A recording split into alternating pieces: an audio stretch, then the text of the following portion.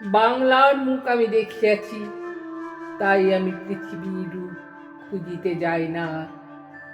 অন্ধকারে জেগে উঠে ডুমুরের গাছে চেয়ে দেখি ছাতার মতন বড় পাতাটির নিচে বসে আছে ভোরের দোয়েল পাখি। চারিদিকে চেয়ে দেখি পল্লবের স্তূপ, জাম, বট, কাঁঠালের, হিজলের, অশ্বত্থের পড়ে আছে চুপ।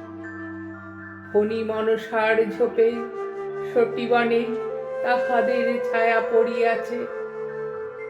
মধুকর ডিঙা থেকে না জানি সে কবে চাঁদ চম্পার কাছে এমনি হিজল বট তমালের নীল ছায়া বাংলার অপরূপ রূপ দেখেছিল। বেহুলাও একদিন গাঙুরের জলে ভেলা নিয়ে কৃষ্ণা দ্বাদশীর জ্যোৎস্না যখন মরিয়া গেছে নদীর চড়ায়, সোনালি ধানের পাশে অসংখ্য অশ্বত্থ বট দেখেছিল। হায়, শ্যামার নরম গান শুনেছিল।